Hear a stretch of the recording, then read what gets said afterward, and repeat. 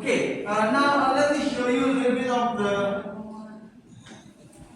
formula.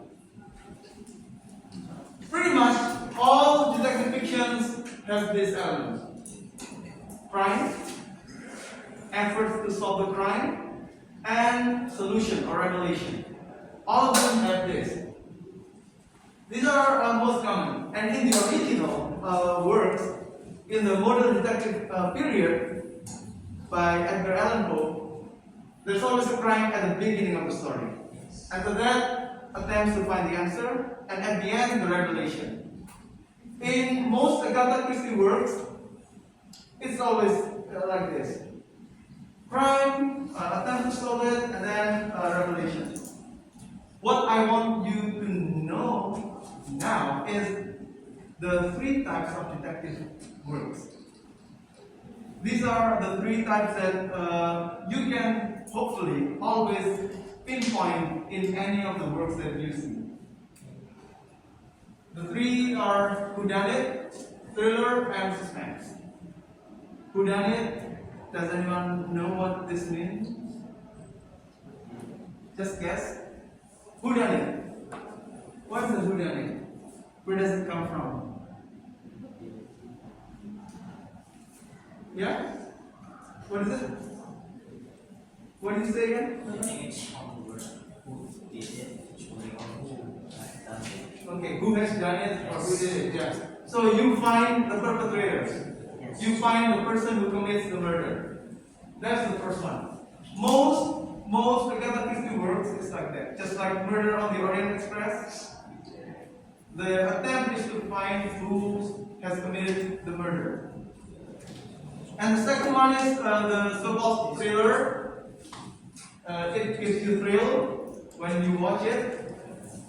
If the first one is you want to know who done it, means you are curious always about who has done something. Now, a thriller is something that gives you thrill. It makes you tense. You want to watch again and again until the end. And suspense is a combination of these two. Yeah. Now, let me show you more detail about this work. Every detective story has two stories. The first story is about the crime, how the crime happened, and the second story is how they find out who has committed the crime or how the crime happened. So there's always two parts: about the crime and about the detection, and the process of finding out how it happened or who did it. Just this is the most basic thing, okay? Whenever you watch a detective fiction or a detective movie or a crime fiction, there's always these two elements: the crime and how you find it. The crime is its own story. Maybe because a man is jealous because his children prefer to go to the mother instead of going to him. And now this is the divorce case.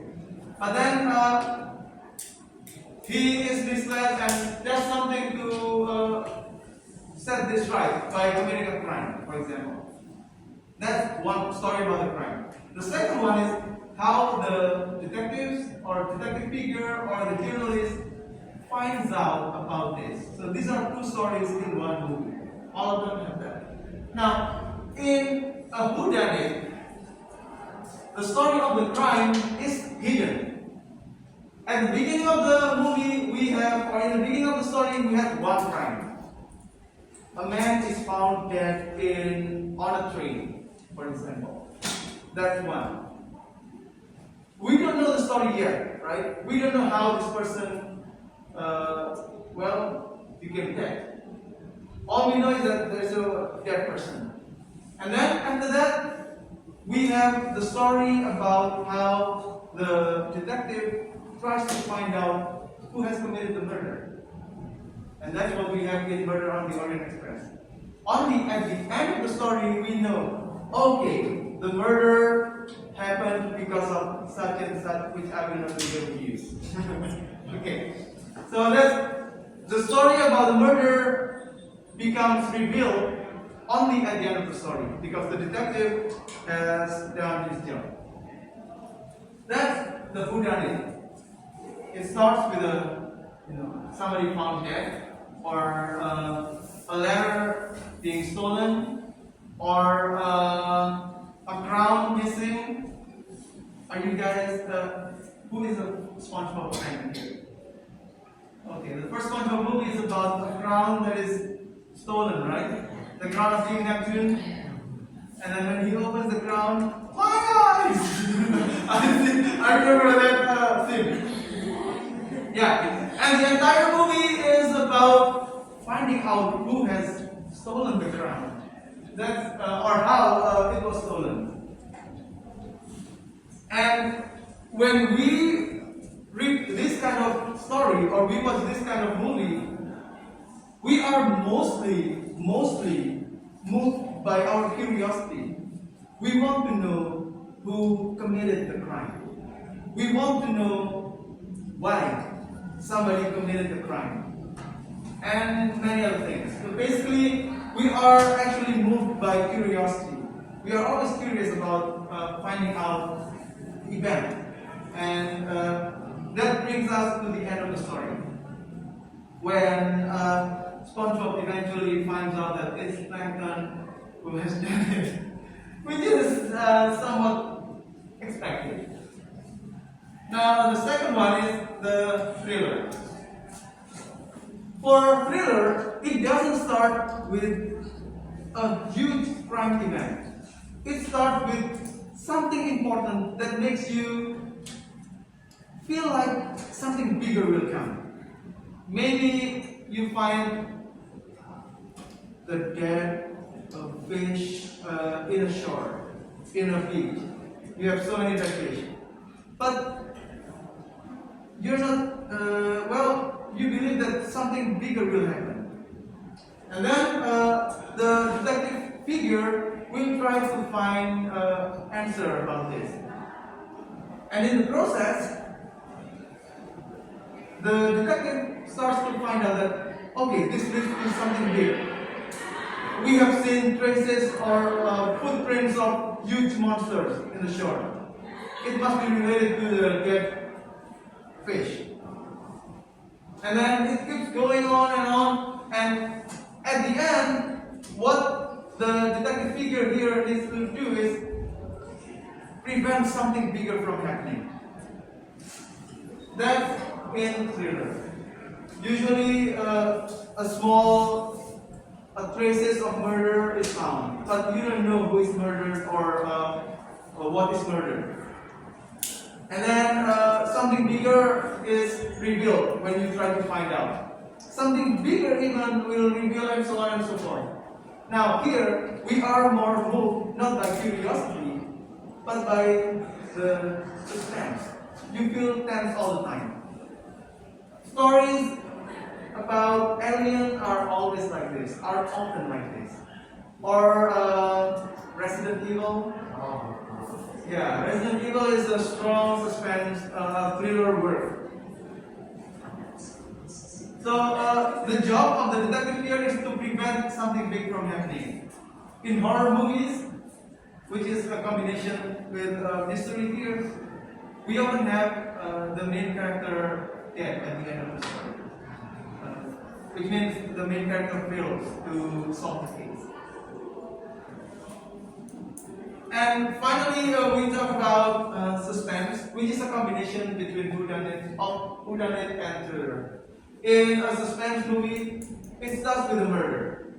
You want to solve the murder. You want to find out who does it and why the person does it. But then in the process, you as the detective gets involved in the case, and now you are becoming the prey of the murder. Usually stories related to a serial killer has this kind of structure. You start with something big, you want to solve it, but then you get dragged into the story and becoming the victim. Any questions now about the three types of detective formula? What are the first? What are they? Can you remind me again? What are the three formula or the three types? Yeah? Whodunit? What is a whodunit? Yes, Tasha? Or Honey? Who said it? Oh, Fania. Yeah. What is a whodunit? Can you explain to me once again what is a whodunit? It's a mystery story of basically murder happened and then we try to find out who did the murder. Okay, right. What makes us interested in continuing watching or reading this kind of story? What is the main drive of this kind of story? Yeah? Curiosity. That's right. Curiosity is what drives us in reading or watching the story. And the second one, thriller. Can somebody help me refresh what a thriller is? Yes. Thriller is more like it ends with a murder, which has to be prevented, and it's different with whodunit because whodunit is more like curiosity, but for thriller it's more with suspense, not curiosity. Right. Suspense is what makes you keep watching this movie or keep reading this story. Okay. Does anyone have any questions so far about this? About these two types? Suspense is when everything is combined. Most John Wick movies are using the third type, suspense. It starts with, what is the start of John Wick 1? What starts the movie? The dog, okay. Is it only the dog? The dog being killed by someone. Yeah, the dog being killed by someone. And that makes somebody angry, right? You know, this is American context. A dog is a member of the family. It's like you're killing someone's son or daughter. And then John Wick tries to find out what actually or who actually did it. But then he gets trapped into bigger problems. And at the end of the movie, he has killed most Russian mafia because of the dog, which they deserve it. They have done something bad like that, and that's how it starts with a murder. He wants to find out who the murderer is and why the murderer did that, but then he gets stuck into the problem, and something bigger happens. And now I would like to do some activity with all of you guys. This time I would like for you to discuss with your partners, with your group members, about one crime story. Maybe it's a novel, or it's a movie, or it's a series. And find out with your partners what kind of detective work, what kind of crime work it is, based on the formula. Based on the three formula I gave you earlier. Whodunit, suspense, or thriller. I want you guys to work with the same people in the group. You guys remember your group members? Yes. Okay. So please go to the three groups. Do we have all these three groups? Yeah. All right. Go to the three groups and start discussing.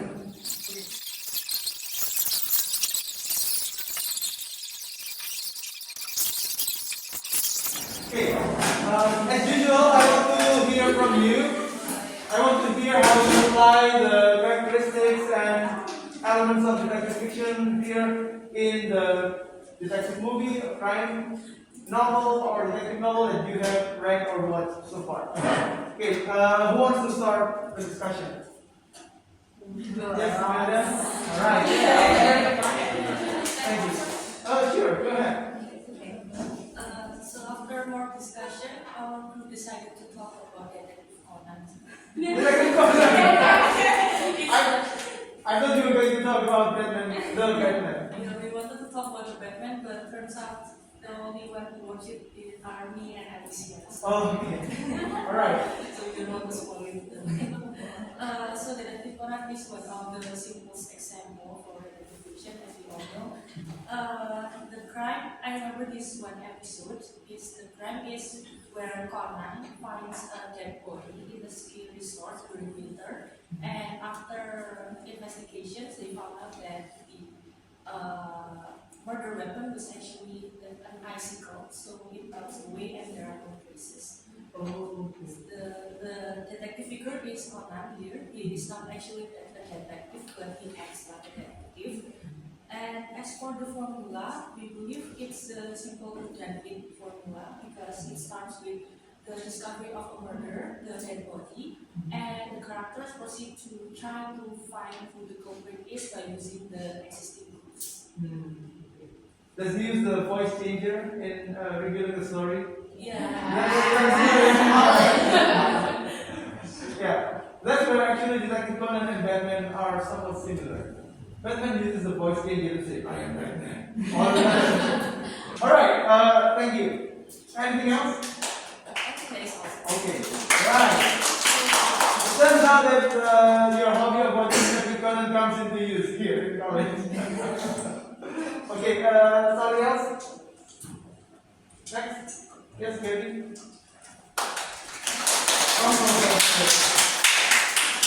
This looks more like a club. So we choose the movie, and the title is Death on the Nile. It's actually like the second story from the Orient Express. So it's the same detective as the Poirot, and the type is whodunit because it's about the murder of the character, and the character name is Limat. And it also starts with a murder. So yeah. It's the classic whodunit Yes. style, yeah? Okay, thank you. Is it fine if Gabby tells us who actually does the murder? Are you okay with spoiler? No. Alright, okay then. Because it's still available on Disney Plus, so you should watch it first. Alright, thank you, Gabby. So the case is a murder and this is a continuation of the Orient Express, yes. And the detective is still the same, Yes. which is Hercule Poirot, and it's the classic whodunit style. Okay, thank you. All right, thank you very much, everyone. Okay, good. Applause for you. Now you have started applying this structure on something that you have watched together. Now I want to give you a homework actually. Not a homework, two homeworks. The first one, I want you to read, this time you need to read The Murders in the Rue Morgue, which is a much shorter story, but it's a classic. I have posted the story on Microsoft Teams. Are you okay with that? Okay. Yeah.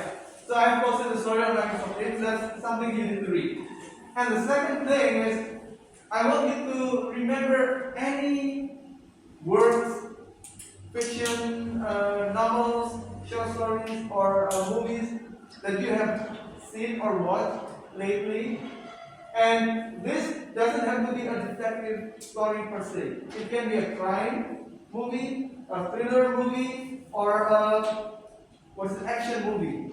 And see how these action movies or thriller movies or detective movies use the formula of detective fiction. We have talked about the three formula, right? The whodunit, thriller, and suspense. Try to see what structure is used in that movie that you have watched. And that will be for your homework.